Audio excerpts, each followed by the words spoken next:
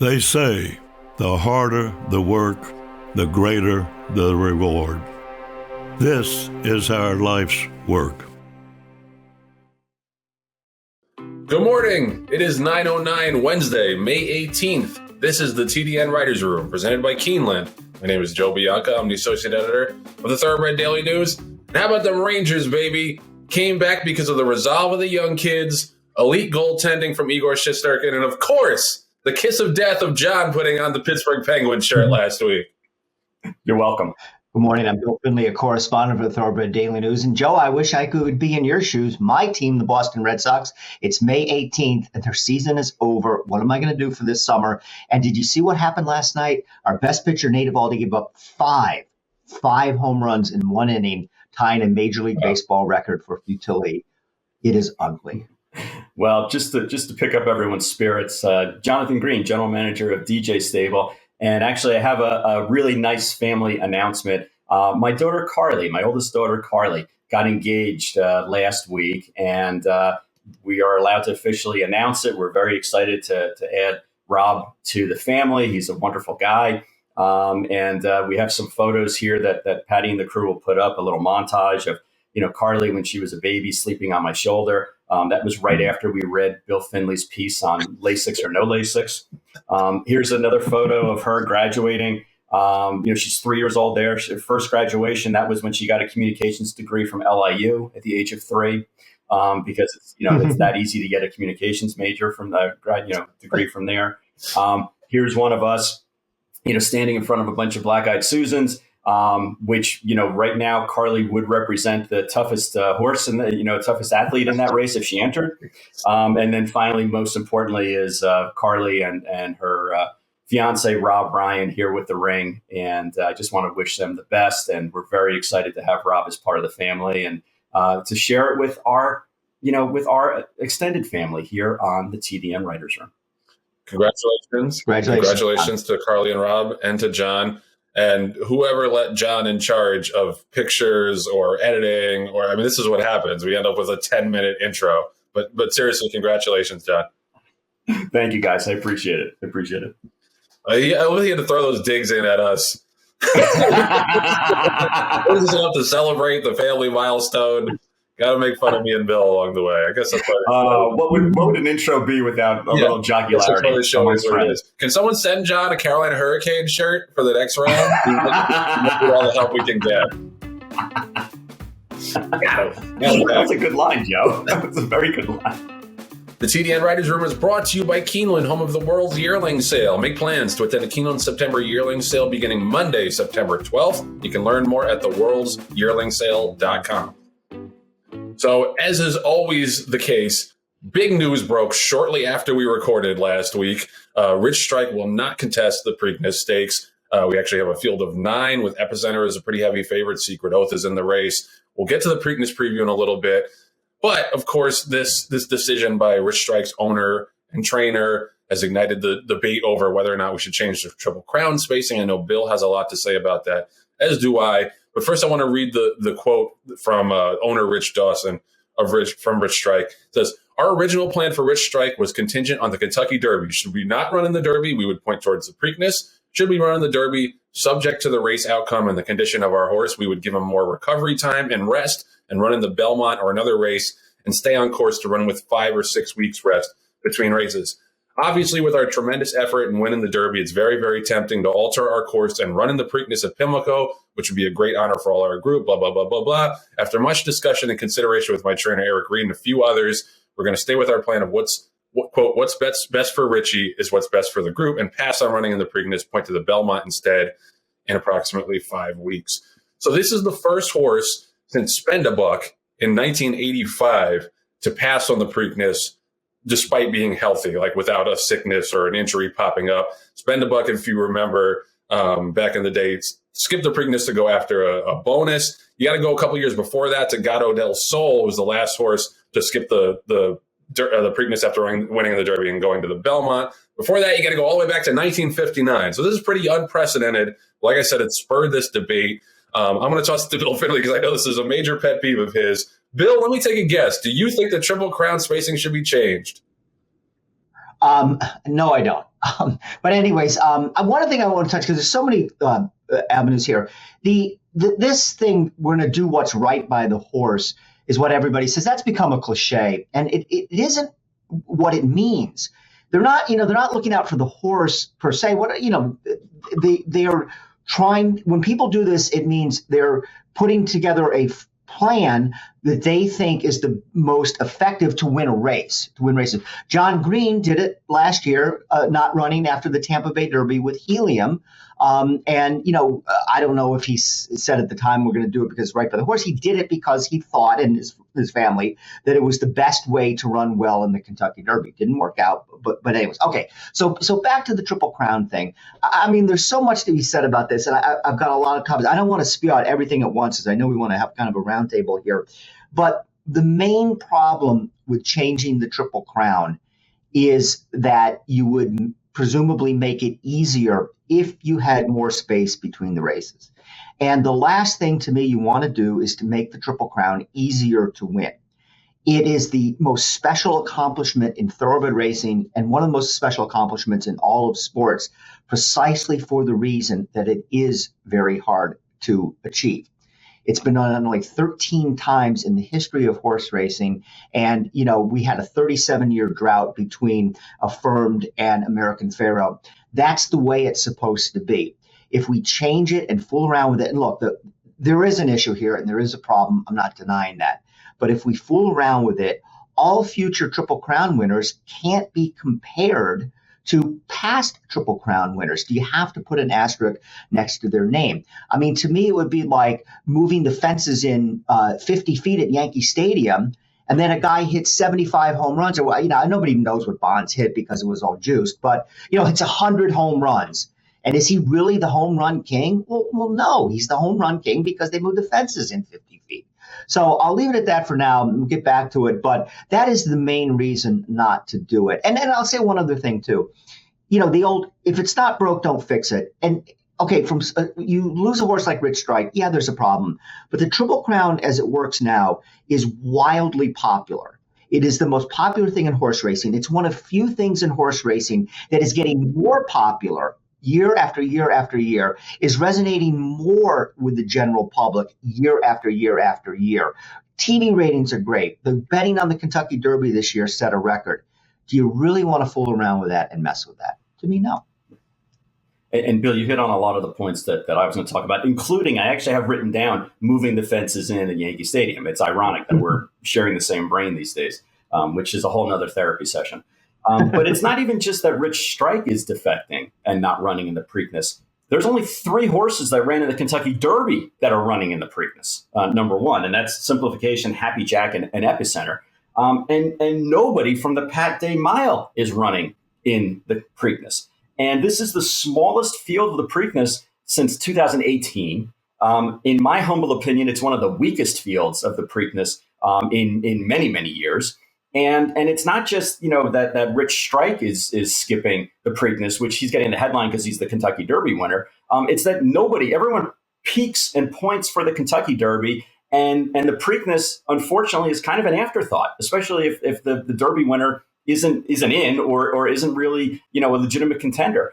So the Triple Crown has this prestige and this aura about it. Through the history of our sport. And the reason is because it is a, freaking triathlon. You're peaking, you have to go through all the hoops to get through all the Derby points to get into the race. Then you have to navigate through 19 other competitors to win the Kentucky Derby. Oh, and by the way, you have to test negative also after the race, which is now a whole nother hurdle that the horses have to come through. And then 2 weeks later, after all that hoopla and everything, you don't get to rest on your laurels. You're shipping over to Pimlico, and you have to do it all over again, albeit a little shorter distance, but it's pretty much, a bunch of new shooters that are coming in and gunning for you in the Preakness. And then you get the extra week, the 3 weeks, to run 1.5 miles, which is by far the furthest that any of these 3-year-olds have ever run. So the whole point of this exercise of why the Triple Crown means so much and why there's so much value there is because it is the Ironman triathlon of our sport. You don't see, the triathlon cutting back on the swim portion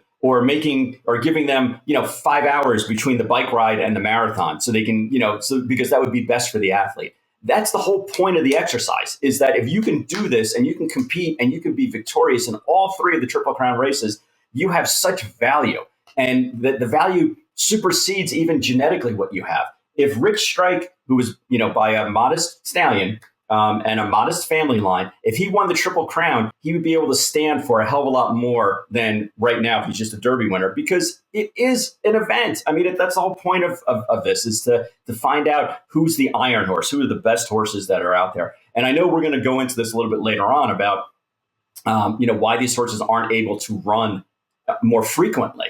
And I have some theories on that as well. But to me, you can't change this. You can't change the prestige and the of the Triple Crown by either making it shorter in duration, as far as shorter in length, as far as the mile and a quarter and the mile and 3/16 and the mile and a half, or by lengthening the period of time between races. You're just going to water it down. It doesn't make any sense. Yeah, I totally agree. I agree with the prestige argument and how you're going to have to change history and put up asterisks. But, I actually have a baseball analogy as well. I have a different one from you guys.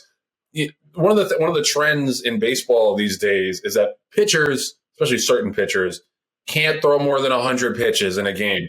It was one of the most ridiculous things I've seen, honestly, in sports recently, when Clayton Kershaw had a perfect game through 7 innings like a month or 2 ago, and they took him out of the game, which would be unheard of in every other situation in baseball history. So that the trying to preserve his arm, as if his arm was going to fall off if he threw a 101st pitch, was more important than pitching a perfect game, which, as far as I know, there's only been like 24 in baseball history. It's a very rare accomplishment. So to me, it's akin to that, where the pitchers have become so babied and so sensitive and put them in bubble wrap when they're not pitching, that they're changing the game to cater to that. So I think that's kind of what it would be like. The other thing is, Bill mentioned about how popular the Triple Crown is. It's a big ask to ask the general public to care about this thing for over 2 months. I think what's special about the Triple Crown and why it grabs people's attention, it's 3 races in 5 weeks. It's a very minor commitment from the general public. And I honestly think that's all we can realistically ask of the general public at this point, is to pay attention for 5 weeks. You stretch that out over 8-9 weeks, I think the ratings are going to go down. People are going to lose interest. You're going to lose momentum as the series goes on, especially if there isn't a Triple Crown on the lane. You think nobody cares now about the Preakness? Put it a couple weeks later. Put the Belmont a couple weeks later than that. Nobody is going to care. Nobody's going to watch.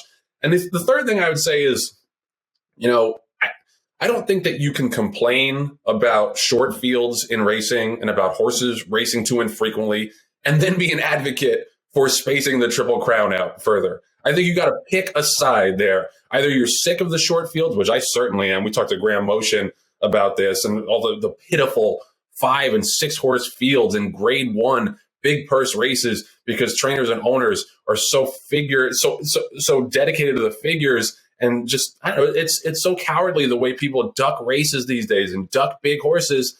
And I love seeing little long shots win, like Graham did on Saturday, where everyone's so scared of Yabir, and he comes in with a 19-1 shot and wins because he's not scared to run his horse. I think if you elongate the Triple Crown, that sends a signal to all of the owners and trainers these days who don't think horses can run more than once every 5 weeks, that, hey, that's the right way to go. We're going in the right direction. These horses need more and more time apart from races. And even the most historic, prestigious series in racing is not safe from that. We need to change that, because horses are made out of glass, apparently, in 2022. And the thought of them running 3 times in 5 weeks is unheard of. Joe, first of all, the thing you brought up about not maintaining the public's interest, and that's something I hadn't really thought about. It's an excellent point, by the way. I want to bring up another thing, too, and I haven't written this, but kind of mulling this over. Most people who want to change it generally say 4 weeks, a month, a month in between starts. I'm going to tell you something. If they did that, it still wouldn't be enough. Absolutely not. Now, let's take Zandon and Chad Brown. And Chad Brown is a phenomenal success. He's going to be in the Hall of Fame. First year he's eligible. But he is an advocate, perhaps more so than anybody else, of spacing horses' races out and racing them infrequently. Let's suppose the Preakness were 4 weeks after the Kentucky Derby. Zandon, who ran a bang-up race in the Kentucky Derby, he wouldn't run back in the Preakness in 4 weeks. There's no way. And then even if you did have some horses that would come back in the Preakness in 4 weeks, then they wouldn't come back in the Belmont. Look at the summer races. You have the Haskell, Travers, and Pennsylvania Derby. I often thought, like, maybe to me that's like the second Triple Crown. They're all spaced about a month apart. Do we ever see any horse run in all three of those races? No, absolutely doesn't. Unless Antonio Sano does it with simplification. He's my man. He runs in everything. So then what are you going to do when you have it, change it to 4 weeks and it's still not working? You're going to change to 5 weeks, 6 weeks, 7 weeks. Where do you stop? I would think in order to get the trainers of the modern era to run in all three Triple Crown races, you would need at least 6 weeks in between these races. Suppose you did that, all the other points we brought up, but then you destroy the Haskell and Travers. Right. So what are you going to do? You're going to have a situation where a major 3-year-old really only runs in what would be the Triple Crown races and then the Breeders' Cup and nothing else. That's exactly what you would have. You go down this road, it's a slippery slope, and there's no end to it. And I'm telling you, even the 4 weeks, and we'll get a few more horses to run in the Preakness, I think, but that isn't going to even solve this problem. The Chad Browns and Todd Pletcher. Todd Pletcher would rather get, the measles than run in the Preakness after running in the Kentucky Derby, and it's not going to change. Yeah, I mean, sorry, I just wanted to follow up on that, John, and I'll toss it to you. I think we're looking at this the wrong way. I think that this could be, Rich Strike's given a Preakness could make a lot of people in racing point to that and say, see, the horses still can't run in this short period of time. That's a problem in racing. That's the problem we need to fix. Instead, we're catering to those owners and trainers and saying, let's rearrange the most historic race schedule in American history to cater to those horses. I think we're looking at this the wrong way, and people should be using this as an example to say, look at how ridiculous it is that this horse who's run 7 times in his life can't come back in 2 weeks. Sorry, John, go ahead. No, that's a great point. I'm also going to take a step back and look at it from the breeder's standpoint, because at the end of the day, part of the calculus as to where you run horses, especially colts, has to do with potential stallion value. And obviously the Kentucky Derby has all the panache and cachet of in our industry, and those horses are going to stand at stud for more money than, say, a Preakness winner or a Belmont winner, everything else being equal. As a matter of fact, there was talk years ago about reducing the distance of the Belmont because nobody wants to breed to a 1.5-mile winner. The industry doesn't want that. They want speed, they want precociousness, and they don't want a marathon horse to run 1.5 miles. And they talked about it a little bit, and then it kind of went away because, thank goodness, that our industry is so stubborn that we hate change anyway. So it didn't get moved.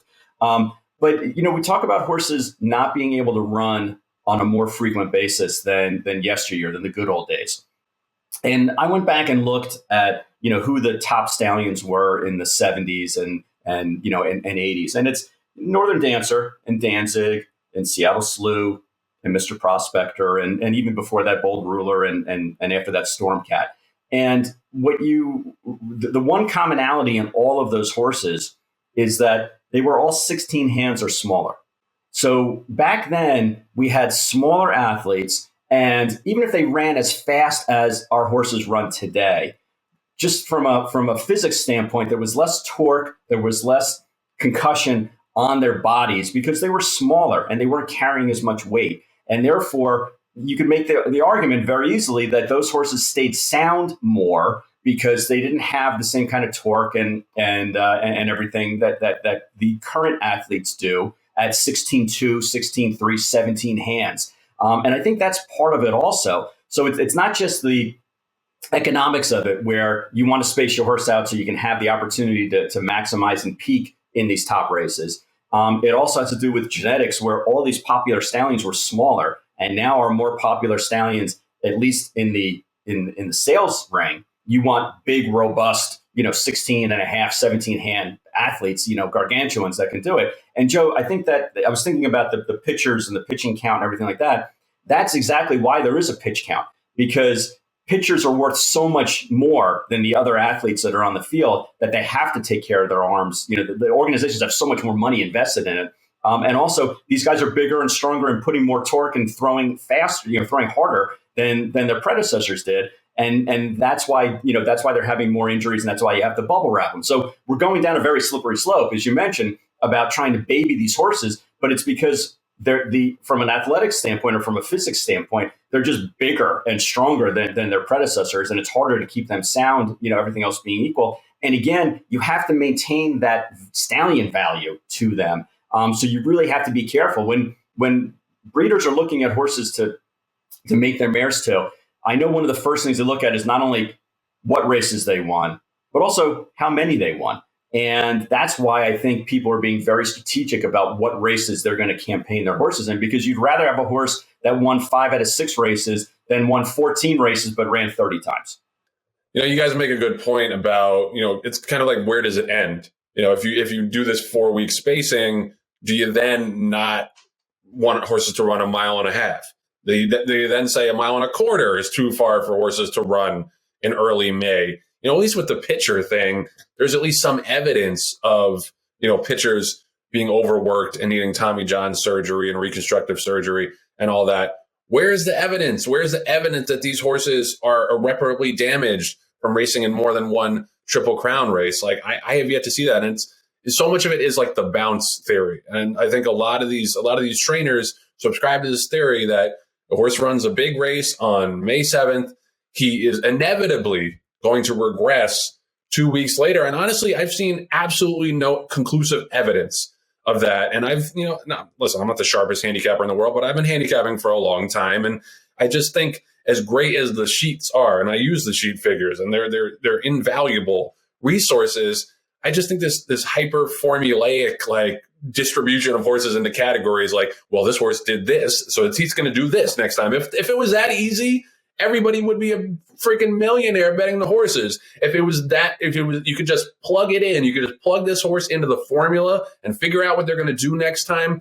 It would be the easiest game in the world to bet horses, but that's not how it is. So I just think it's become one of these self-perpetuating things where trainers run their horses less frequently because they're afraid of bouncing. The horses run well, and then they're like, well, it's because I gave the horse a month off. That's why he must have run well. And who knows if the horse had run 2 weeks earlier, could have run the same race. And, I don't want to, disparage people if they truly think like this horse is gassed, he needs a little bit of a break.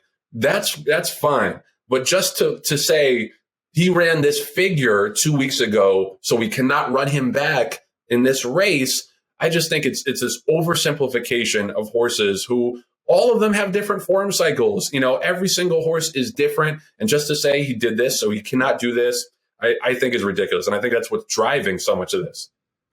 Yeah, I want to go back to something John said. John, that was a really interesting point about the stallions and everything. And I never really thought that. But, even so, the animal has not changed so dramatically that the horse in 1950 could run 20 times before the Derby and, make 45 career starts. And now the Derby is their 4th career start. I've even talked to some animal geneticists, would that be the right term, who said for a species to change that dramatically would take centuries, not 25 or 30 years. The other thing too is, the owners have also drunk the Kool-Aid here. Because if your horse runs 4 times a year, he wins 2, maybe one of them is a grade 1, you're happy, wow, this is a great year. But how are you not making more money if that horse didn't run 12 times? Which again, I'm not talking about running, a horse every single week, 35 times a year, 12 starts in a year. First of all, back in the 50s and 60s, that would have been a very light campaign. Even 10, 15 years ago, that was okay. Now we never see it. If I had, the resources to own a lot of good horses, I would tell my trainers, man, if you're not averaging 10 starts a year with these horses, I'm looking for somebody else. But the owners have bought into this. And, again, the trainers and owners have all bought into this. And until someone comes along and does what maybe, you got to go back to maybe like Bobby Frankel was one of the first people that really started with this. Looking at the sheets, okay, this horse ran a 3, I got to give him 8 weeks off and can't come back. And it has had some success with this. We need somebody to come along and revolutionize the game in the other direction.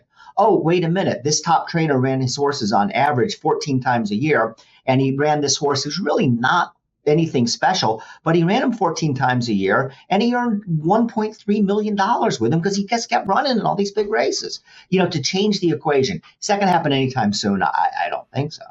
Yeah, and you can't change the athletes the way they are right now, and they are very fragile. I mean, that's the problem.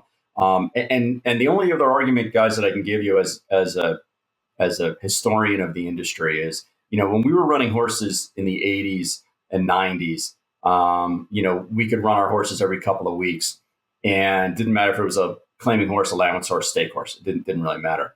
And I honestly think, and you guys will laugh at me when I say this, but I honestly think that when you have an outfit that does things the right way, that is hay water notes pretty much, and doesn't try to take chemical edges on horses, and you're running against other outfits that don't abide by those same feelings, and they give their horses enhancements, and they give them steroids, and they allegedly give them things that are illegal. Well, if my horse that's running on hay, water, and oats is running against juiced up horses, and my horse has to have a yeoman's effort to run second to that horse, it's going to take more time for my horse to bounce back. Now, those chemically enhanced horses, it probably won't take as much time, and those guys should be able to run their horses more often. But I can tell you that when you're trying to be a Boy Scout in this industry and do it the right way, it takes a lot out of your horse to have to run at that level to beat these other horses.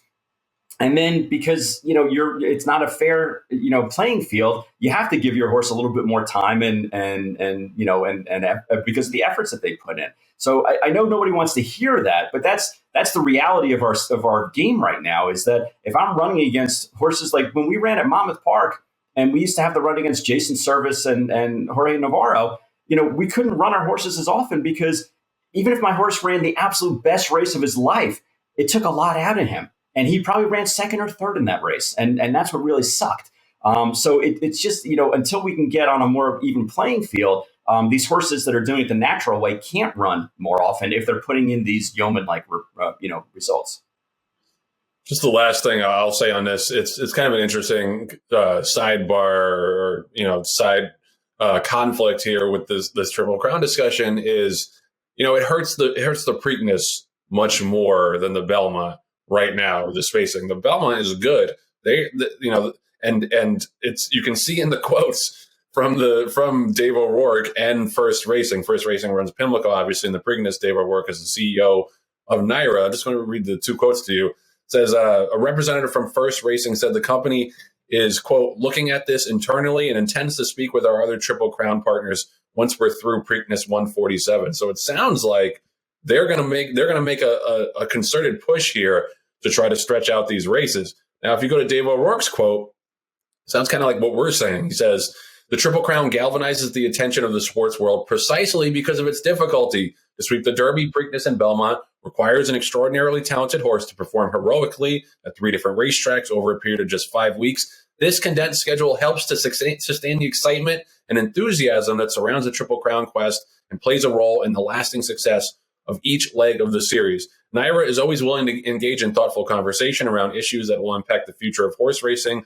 Fundamental changes to the sport's most successful and important institution, however, would demand careful and deliberate consideration among all relevant parties. So that's kind of an interesting sidebar to watch going forward. It's because the Preakness has all the incentive in the world to try to stretch these races out, because the Preakness is the one that suffers from the condensed schedule such as it is.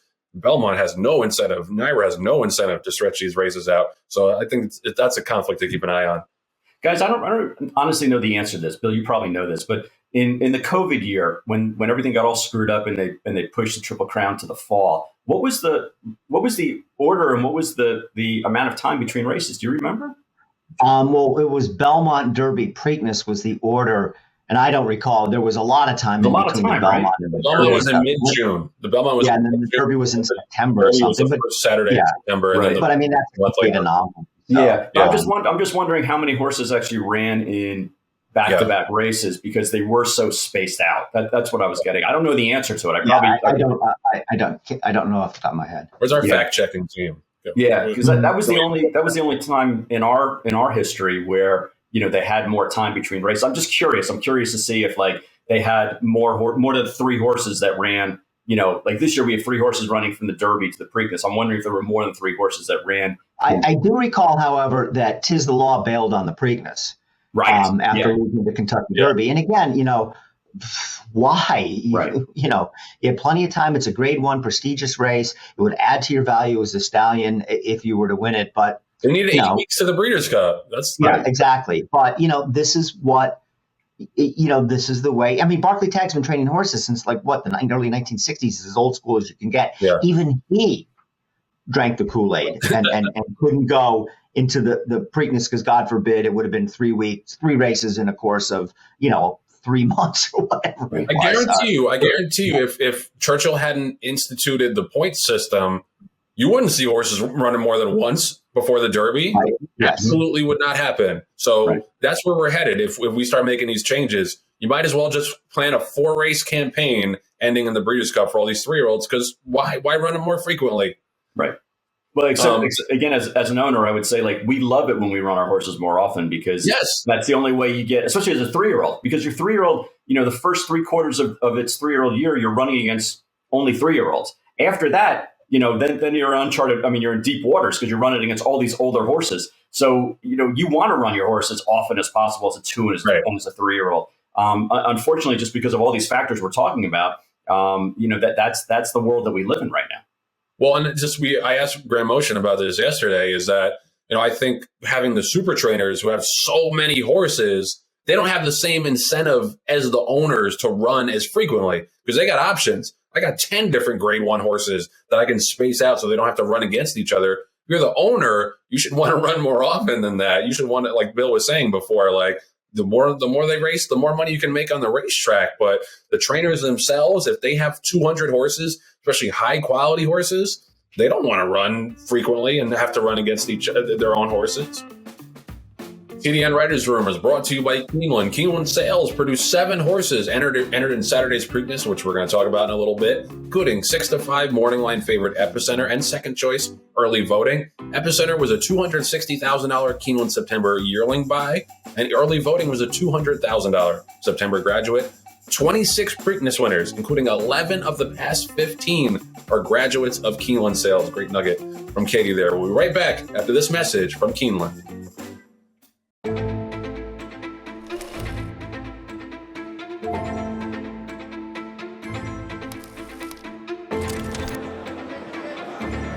Good morning, ladies and gentlemen, and welcome to the Keeneland September Yearling Sale. A terrific maternal pedigree, Grade 1 winners, and champions across the page. Echo Zulu Parties, life is good. Next go, superstar. Go to the back. Good luck.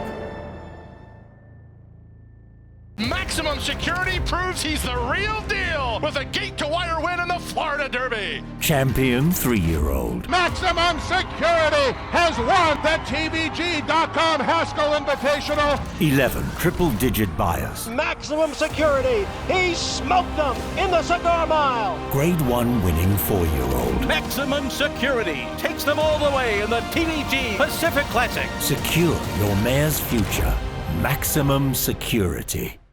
The TDN Writers Room is brought to you by Coolmore. Champion Classic Empire now has 5 first crop stakes winners after his son Classic State of Mind won the Roar Stakes on Saturday at Gulfstream. Classic Empire's first runners also include Gotham winner Morello, and he's already produced 10 stakes performers, which is second among all second crop sires, so he's climbing up that list. And Dash Attack, a son of Munnings, added a second stakes win to his resume with a victory in Saturday's Long Branch at Monmouth, which John was there for. Already this year, Munnings has 9 stakes winners and 15 stakes performers. Always a hot ticket to get to Munnings. Horses are running great. I think Jack Christopher is going to carry that flag pretty damn well the rest of this year for the Coolmore partners. All right, just to put a bow on that last discussion, we were talking about whether or not the 2020 Triple Crown, which was the COVID spaced out Triple Crown, had bigger fields and a lot of horses running in multiple legs. It really didn't. The Derby itself only had 15 horses. And there were a couple scratches. The program numbers went up to 18. So that was not a full field. In the Preakness, you had 11 horses. And in the Belmont, you had 10. So even with the races spaced out by months, you still did not get full fields in those races. And you still did not get a lot of crossover and horses running in multiple spots. And I think that goes to show you that I don't think you can ever satisfy the trainers who want to space out the races so much. Even if you, like Bill was saying, even if you put the races 4 weeks apart in the Triple Crown, I don't think that would be enough, especially with, so many other options and races to run in. So.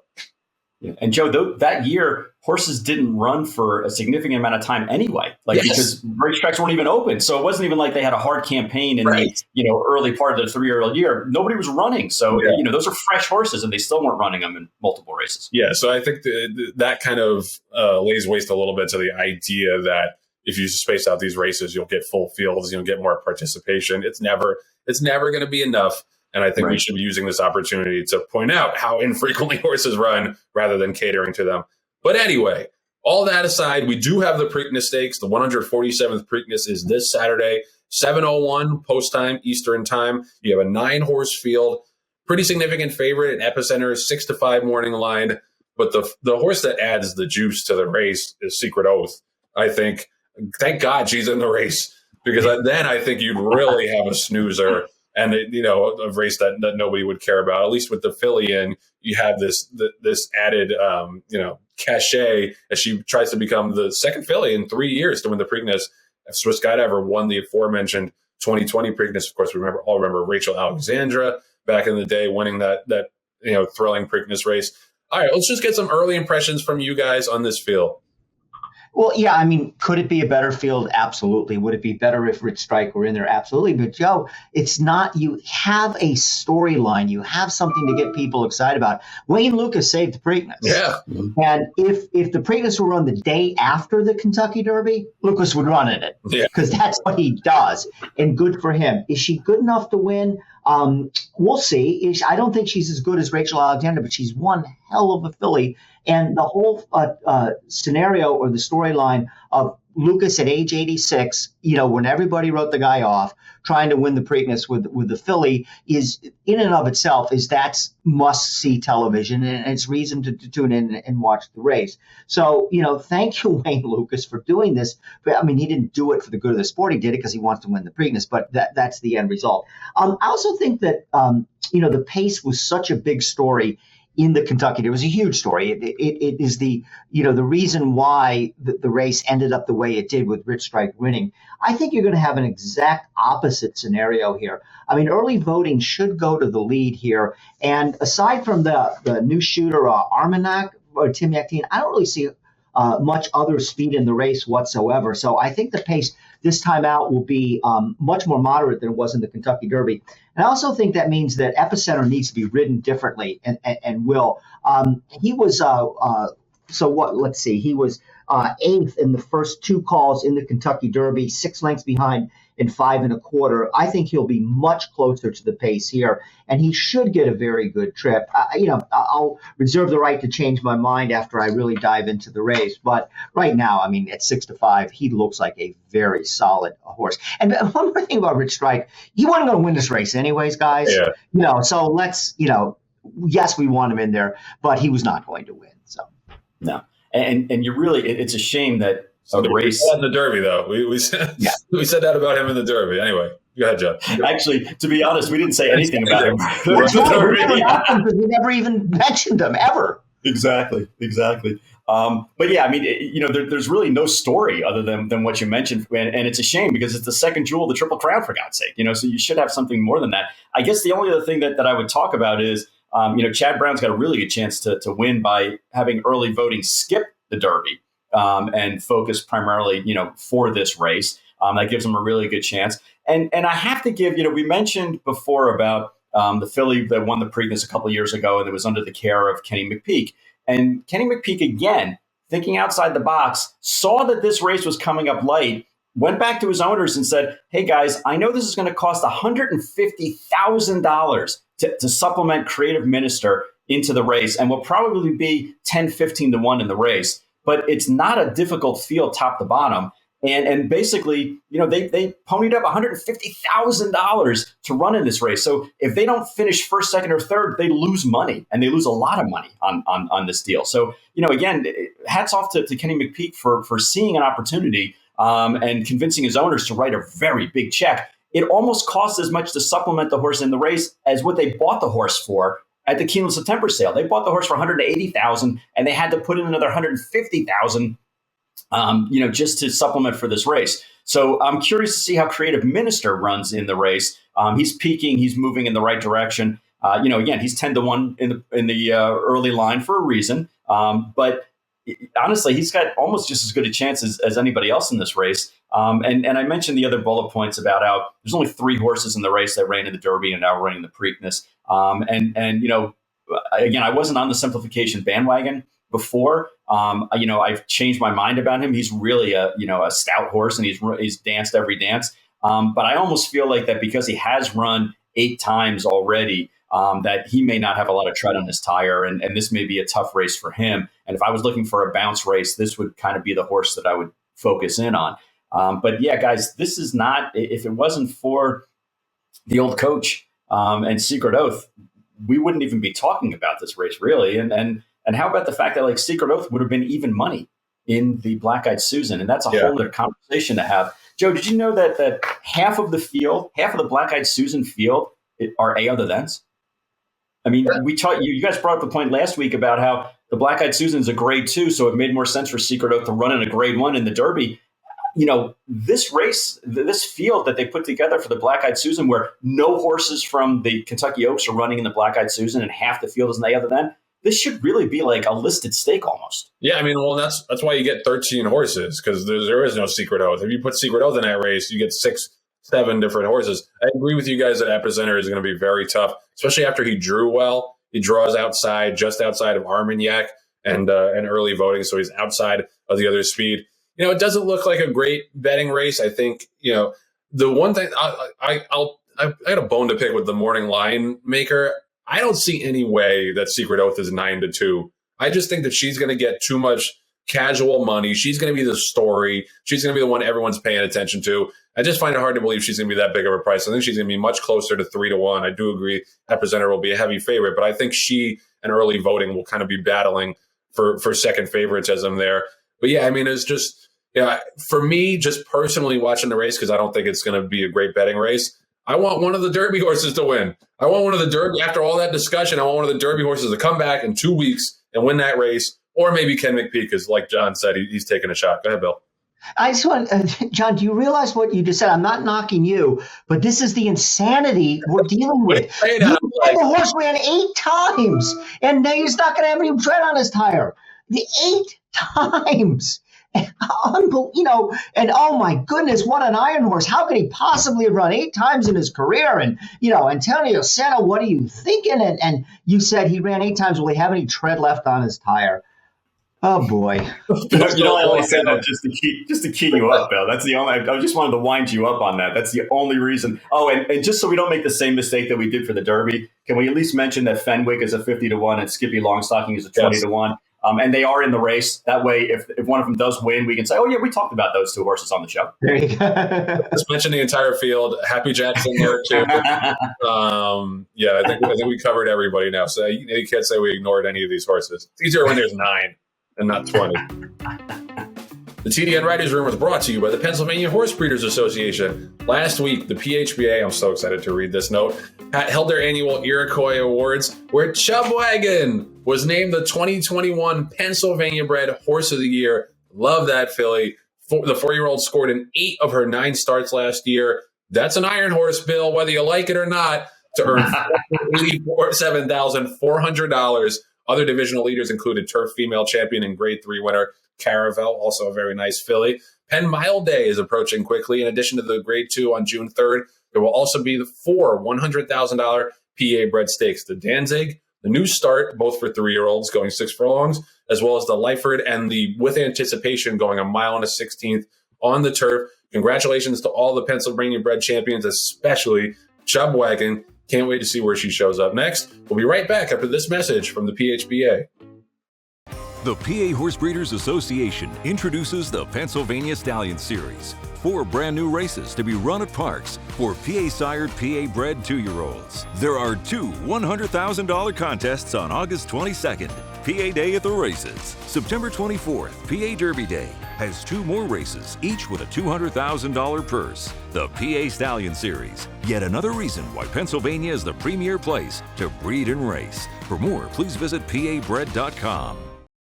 The Green Group Guest of the Week is sponsored by the Green Group, an accounting, tax, consulting, and advisory firm specializing in the thoroughbred industry. With over 500 clients in the horse business, they have proven strategies to save you taxes. Learn more about how they can help you at www.greenco.com. So we're beyond thrilled this week to welcome an excellent trainer coming off a huge Grade 1 upset win over the weekend. Graham Motion, thanks so much for joining us. Good to be here, guys. Always good to talk to you. Really thoughtful guy. We always love listening to you anytime you're on TV, and it's great to have a conversation with you. But let's talk about the horse over the weekend, the big win with Highland Chief in the Man of War. You know, this is something I'm going to ask a little bit more about, but I feel like you're a guy who's not afraid to take shots with big prices, horses that may not quite fit on paper as much as the big favorites. What did you see about him going into the race that made you enter the race, and how do you feel about him coming out of the race? Yeah, it's funny you bring that up because I've thought about it quite a lot since the weekend. And most of my big races, you know, even my Breeders' Cup wins have been with long shots. Yeah. It's something I've watched over the years, like watch Wayne Lucas do, always taking shots. And I think you learn from those guys. As far as this horse goes, you know, his European form was not far off the favorite, Yadיר. You know, he won at Royal Ascot. The owners were very high on him. He had throat surgery before he came to me. And clearly that made a big difference. I thought his race at Aqueduct was probably a sneaky good race. I thought the turf at Aqueduct was a little bit tricky. It was very fast. It was hard to make up ground. He kind of got clobbered coming out of the gate after breaking a step slow. So I thought his race at Aqueduct was encouraging enough that if this came up, you know, a relatively small field, we should take a shot. For sure. No question about it. And just to keep in line with running longer shots than the average bear. You know, Sharing won the Breeders' Cup Juvenile Turf in 2019 at 14-1. And now you have 2 fillies in the Black Eyed Susan, Divine Huntress at 15-1 and Candy Light at 20-1. Let's talk a little bit about those 2 fillies and how you think their prospects are going to be in a full field in the Black Eyed Susan. Yeah, I mean, Divine Huntress, she's a filly that we've thought about this race for a while with. She actually trained at Pimlico before she came to me, before Aaron Wellman bought her privately. Rick stayed in for a piece of her, and he trains at Pimlico. So she's quite used to the surface. I feel like her New Orleans race was a little bit of a race you could put a line through. Steve Asmussen's horse kind of pulled up in front of her and just kind of, I thought it set her off balance a little bit. She lost some momentum. Ended up being an odd race. We regrouped, ran it back at Aqueduct. I didn't think she ran that poorly at Aqueduct, probably needed the race, and felt, you know, that we should take a shot this weekend. Candy Light's a filly ever since she was second to Hammy Smith's filly, who's clearly the best filly in Maryland. I've kind of had this race in mind. You know, just to kind of piggyback off of my last question and why we have so many pitiful 5 and 6 horse fields and so many graded stakes. I mean, I have 2 theories. You can tell me if I'm full of it. One is that trainers are too married to figures and the bounce theory. And the other theory I have is that, you know, the super trainers have so many horses that they can afford to put a horse on the shelf for a month or 2. They don't necessarily need to run those horses as often as a smaller stable. What do you think about those theories? And do you have any other ideas for why we have so many short fields in these stakes? Yeah, I mean, along those lines, I think we are very cautious these days. I think everyone's so worried about that percentage. I think you can learn a lot from watching a guy like Wayne, who I've always noticed, you know, I follow these guys since before I started training, and since I've trained, they take a shot. You know, they've never been afraid to take a shot. And I think we are just so caught up in being careful. It's so easy to ship across the country now. It's so easy to avoid races that you think are too tough. I mean, at the end of the day, it takes a little bit away from the sport, which is to see who's the fastest horse and the challenge. And I mean, I kind of live for that. That's what I find so exciting, is being part of the challenge. That's why I love going to Ascot, because it's out of the normal. It's a challenge for these horses. And I think, you know, going to the Triple Crown, I think that's what it's all about, right? It's the challenge of the race. Absolutely. Yep. And Graham, you've been, you know, fortunate enough in your career to win a Kentucky Derby with Animal Kingdom. You've won multiple Grade 1 races. over 2,500 wins, and a pretty consistent 18% win percentage and 48% win, place, and show percentage, which are all really, really commendable percentages and quite a resume. But the thing that I'm most impressed with is the fact that you've had over 14,000 starts and only one drug positive. And in this day and age of people taking edges and stuff like that, you've compiled just a tremendous resume doing it the right way. And I know you take pride in that. So just talk to us a little bit about that statistic and how important that is to you to train these horses the right way. Yeah, I mean, look, it's something I feel really strongly about. And, accidents are going to happen. There's no doubt about it. But, I constantly are reminding my crew, and that they know how passionate I feel about it, is, you don't want to have a drug positive. We go out of our way to avoid it. It becomes more and more complicated these days with the different regulations in different states. And that's why I'm such a huge proponent of HISA. I think it's going to be so important that we have national rules. I think it'll make our lives as trainers much easier. Eventually, it's going to be tricky in the beginning, but ultimately, I don't know why everyone wouldn't want this. Running out of Fair Hill, we're running in a different state most weekends. We could be running in 4 or 5 different states from Fair Hill. And it's really hard to follow the guidelines. So, I came up under Jonathan Shepard. He was a guy who very rarely did you see a butte shot or anything before a horse ran. He kept it very simple. And I've tried to follow along those lines. And look, I know I'll eventually end up having another positive. You're going to have an accident, but it is something I feel super passionate about. And I'm always preaching to my guys to, how careful we have to be.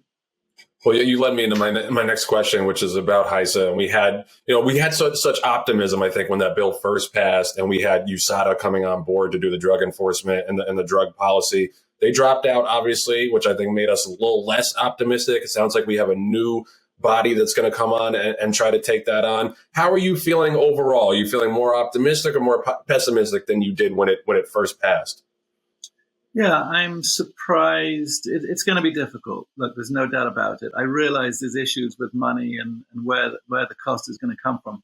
What I don't quite understand, and what frustrates me a little bit, and I'll probably get chastised for saying this, but we're running for these extraordinary purses. We're running for $100,000 maidens.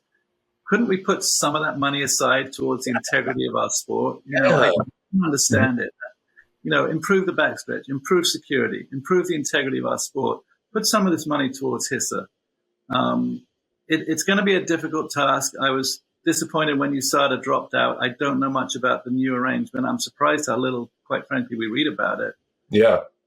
So, look, I'm optimistic it's going to happen. I hope everybody eventually gets on board, because I think it'll be game-changing. And it's going to take a while. There are going to be some hiccups along the way.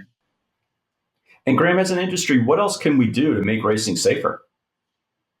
Well, look, I think in the last few years, we've gone out of our way to improve racetracks. I think a lot of good things have been done. And I think, as the medication rules get tighter, I think that's another way that it's going to make things safer. I mean, there's no doubt about it. Yeah. Well, there's one more horse I wanted to ask you about before we let you go. Spenderella, undefeated daughter of Caraconti. She's 3 for 3. Last I heard, she was pointing towards Royal Ascot. How's she doing? And is that still the plan? What race are you pointing towards? Yeah, she's doing great. I mean, I literally just watched a gallop before I came to you guys. We're going to take a shot at the Coronation. It's a race that I've run in several times. I'm quite comfortable with it. I like that it's restricted to 3-year-olds. I like that it's a 1-turn mile. I think it's a little easier, perhaps, for our horses than the straightaway. And I think this filly's very good. I mean, she hasn't done much wrong. What she's done very easily. And I'm not really missing much by taking a shot there. I don't know that she wants to go beyond a mile right now. She seems very good going a mile. So I think it's a great opportunity to take a shot with her. Sure. And like we said before, you brought Sharing there and to run second in the Coronation Stake in the Grade 1. It must be quite a thrill to be able to go back to your homeland and bring a quality horse, whether it's this one or Sharing or somebody of that ilk. Is that a race that is on your calendar every year, or do you just like to have something of quality to run at Royal Ascot? I mean, look, I think Wesley set a precedent. I think a lot of us have caught on to it. We've seen how it can be done. And look, it's something on a bucket list for me. I was brought up in England. I'd love to win a race in Europe. It's part of the challenge. And this is a race I'm comfortable with. Miss Temple City ran very well in it. It's going to be a tough group. I thought the French Guineas, the first two finishes were very impressive. I'd imagine they'll come back in there. But this filly's good, and she's doing well right now. I made the decision to freshen her up a little bit for this race. She's had 3 starts already this year. So she'll leave, I believe, on June 7th. Maybe have to have one work over there in Newmarket before she runs. We'll keep taking those shots. We really appreciate you for it. And, it's always good to talk to you, always good to listen to you, Graham. And thanks for the time. Not at all. Happy to do it, guys. Keep it up. Awesome. The Green Group Guest of the Week is sponsored by the Green Group, an accounting, tax, consulting, and advisory firm specializing in the thoroughbred industry. As this week's Green Group Guest of the Week, Graham Motion will receive a free 1-hour tax consultation. Learn more at greenco.com. We'll be right back after this message from the Green Group. Why do the most successful owners, breeders, and horsemen select the Green Group as their tax advisor? We simply save them money and know how to make them more successful. Over the past 40 years, founder Leonard Green has owned and bred some of the best racehorses in the history of the sport. His in-depth, hands-on industry knowledge, combined with cutting-edge tax-saving strategies, has produced positive results for his clientele and has made the Green Group the top-rated accounting and tax firm in the business. For a confidential and complimentary consultation, contact us at 732-634-5100 or visit our website at www.greenco.com. The Green Group, proven strategies to save you taxes.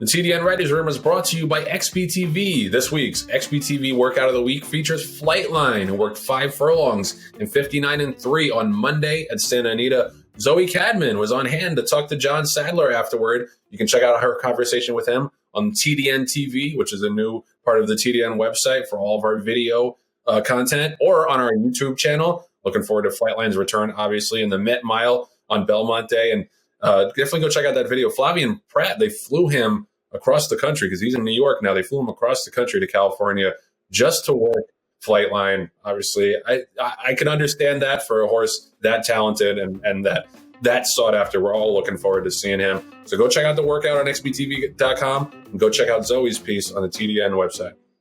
So there's usually a little bit of a dip in excitement between the Derby and the Preakness, but there were some big performances over the weekend at Belmont, especially. Belmont had a big card with 5 graded stakes. The grade 1, the money race was Highland Chief winning the Man of War. We talked about this before. We talked to Graham Motion. Graham's not a guy who's not scared to take shots against short price favorites. Ubir was returning in that race, returning to America. Everybody assumed it was going to be a 2-horse race between him and Cafoe. Highland Chief had other ideas, got a 105 buyer, so really had to run, really turn back Cafoe in that race, who I thought might have hung a little bit. But shout out to Graham and any trainer who takes shots against short price favorites.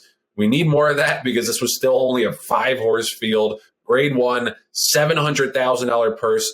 Still apparently not enough to attract more than 5 horses. There are a couple other horses I wanted to mention, and then I'll toss it to Bill and John. We the People got a 103 buyer winning the Peter Pan by 10 1/4 lengths.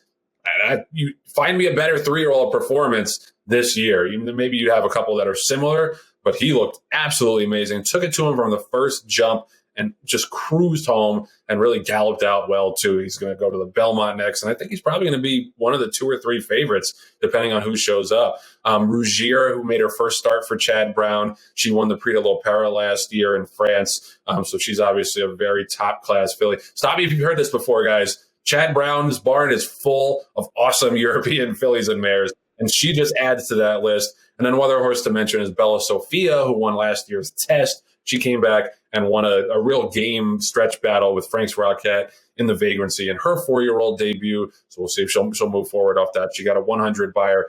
The stories of the weekend, though, were the first 3 horses I mentioned. Bill, what do you got to say? Yeah, so back to the Man of War, grade 1, 700,000 turf race. 5-horse field, which speaks of everything we've been saying. Matter of fact, 3 of the 5 graded stakes races that you mentioned at Belmont had 5 horses in there. Then they had 8 in the Peter Pan and 7 in the Bogey. There was an interesting story about Rogier in the Bogey, and we haven't had our trainers behaving badly segment yet, but let me segue into that. The horse was trained by Cedric Rossi in France, and then was bought by the connections Peter Brand and Coolmore for €3 million after the horse ran in the Breeders' Cup Filly and Mare Turf and won the Group 1 race over there. Lo and behold, right after that, the trainer got arrested as part of a probe into doping horses in France. So I threw the horse out thinking, well, he was winning these damn things because of the trainer and what was going on. And, she's a huge favorite here, so let's try to beat her. But, Cedric Rossi is the Jason Service of France. I think it's fair to say. I don't know. Do I have to say allegedly the Jason Service? I never know about that. But it didn't look like that was any factor whatsoever as the horse ran real well in the Bouquet. And, Yabir is a really good horse. And he lost a race at the start in the Man of War. I mean, he dwelt at the start, typical slow pace. And he ran very well to make up ground and finish 3rd there. And, before the race, Charlie Appleby was saying how much he thinks the horse prefers American-style horses, without the undulating turns and this or that. So I think we'll be seeing, more of this horse this year. And I think he'll make amends next time out. And, whatever would be next for him, maybe the 4-horse sword dancer or something like that. So anyways, and We the People was really, really good. No doubt about it. And we do know who's going to set the pace in the Belmont. It's going to be that horse. Can he go a mile and a half? We'll find out. And we hit on all the major points, major races. So there's not really much else to say other than I'm going to spin it to a stallion profile, which is not this time, who stands at TaylorMade. And we know about Midnight Stroll, who's running in the Black Eyed Susan this weekend, and obviously Epicenter and Simplification running in the Preakness. But how about up north, Arzak, who won the Jacques Cartier stake up at Woodbine, really from gate to wire, and looked very, very impressive doing it. Not this time is just throwing runners all over the place. I mean, you could say, Joe, that he's almost as good as Cupid, maybe, but his horses are running all over the place on every surface, every distance, every major racetrack. So not necessarily a specific horse to talk about last week, but, his progeny are just running all over the place. Go for, not this time. Well, yeah, he's got a couple in the Preakness too. I'd be careful there with the Cupid comparisons. Very, very sensitive subject for me, especially after I met him. Now we're like this, son, for sure.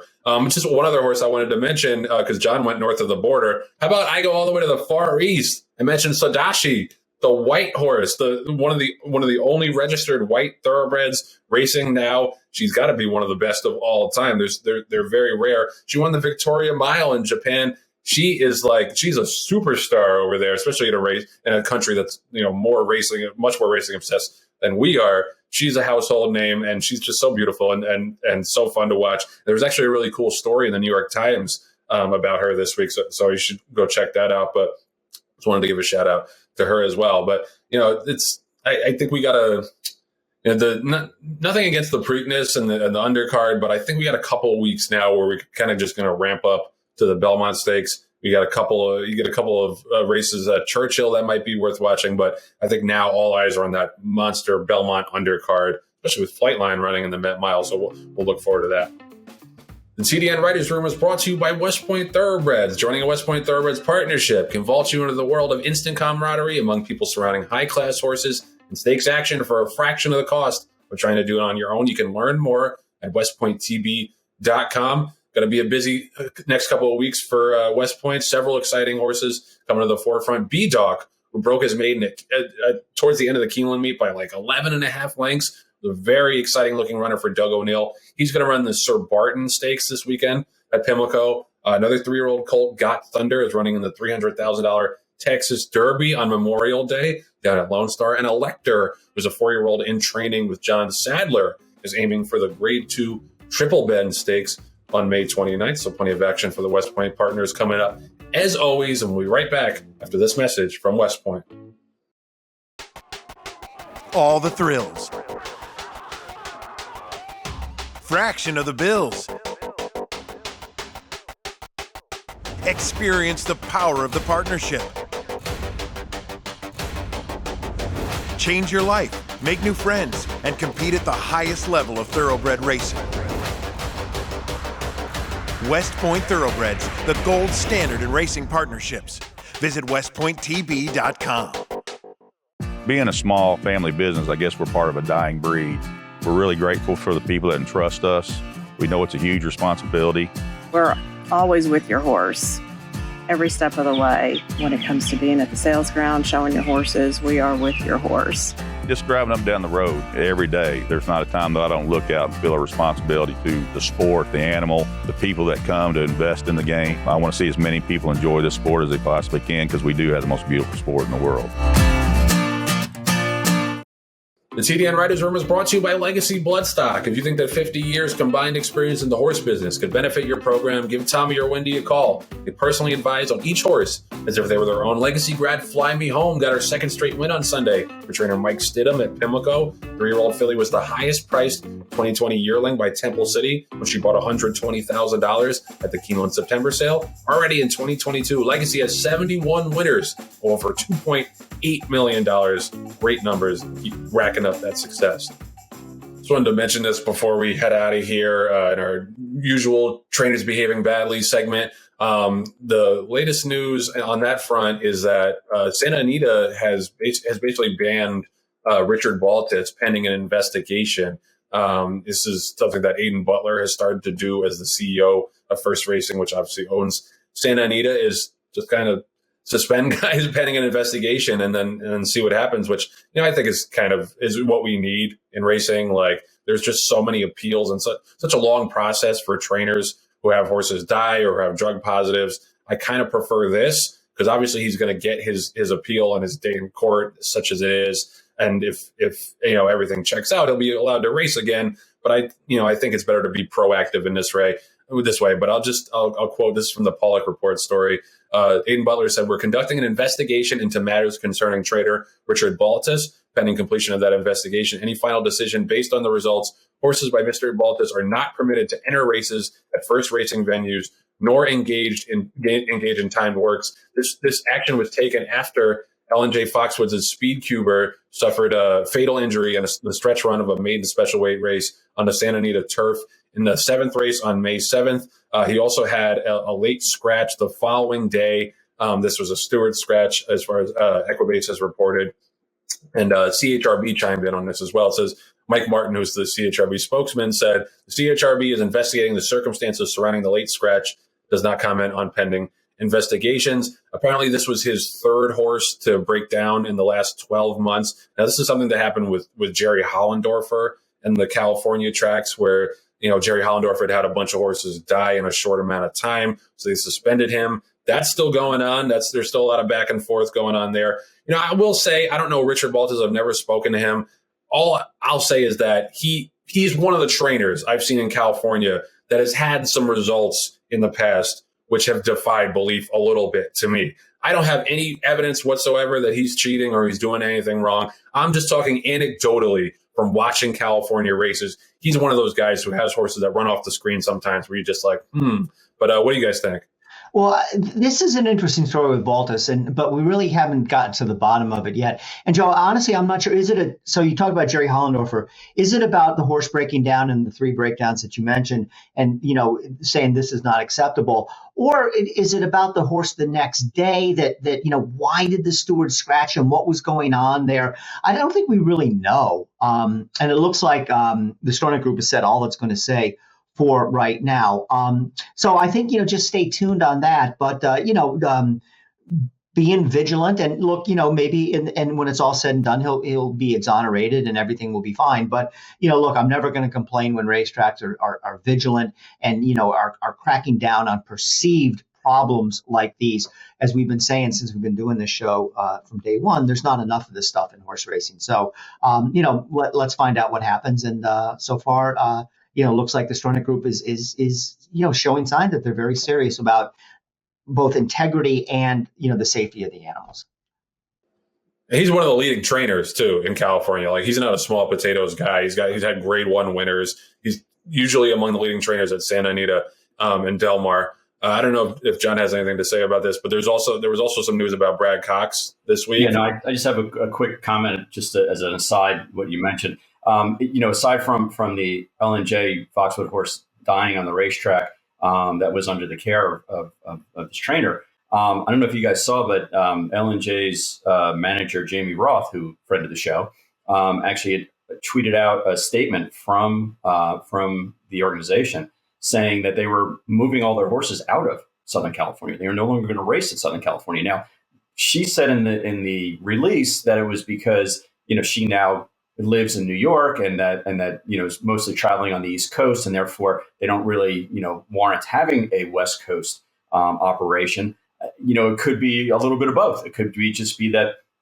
they weren't happy with the way things were going in Southern California, and that this was kind of a very, above board way of saying, that we don't want to have horses, under this barn anymore, and that we're moving them.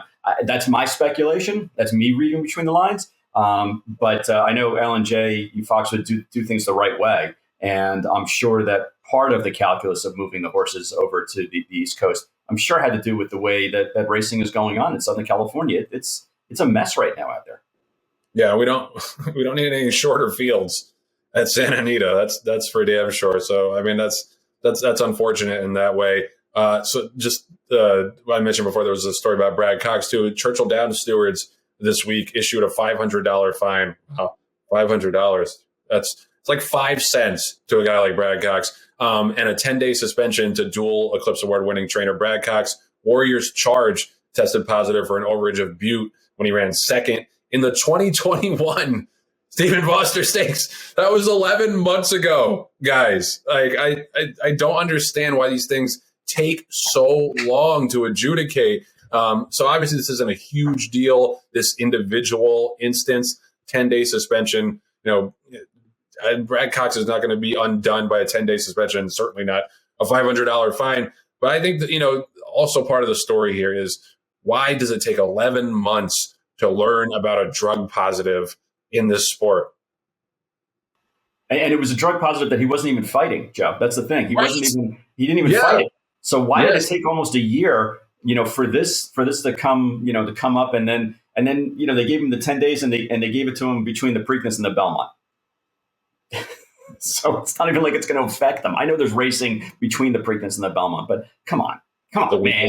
Let's go round and round, round, round and round. Yeah. What else can you say? So as is tradition now, before we wrap, we want to show the Remy cartoon for this week, and it's a couple guys in the paddock, and we got a little QR code on the horse's saddle, and one of the guys is saying, I do miss the old days. So is that the 4 or the 11? Honestly, I'll take QR codes on the saddle towels over when they make them all the same color. That's a pet peeve of mine. And I actually like the QR code menus. Like if you go out, scan the QR code, I know you have to learn how to use your phone, Bill Finley, to use that. But overall, I think it cuts down a lot of waste, a lot less handing around the menus. I don't know. Maybe that's the future in racing too.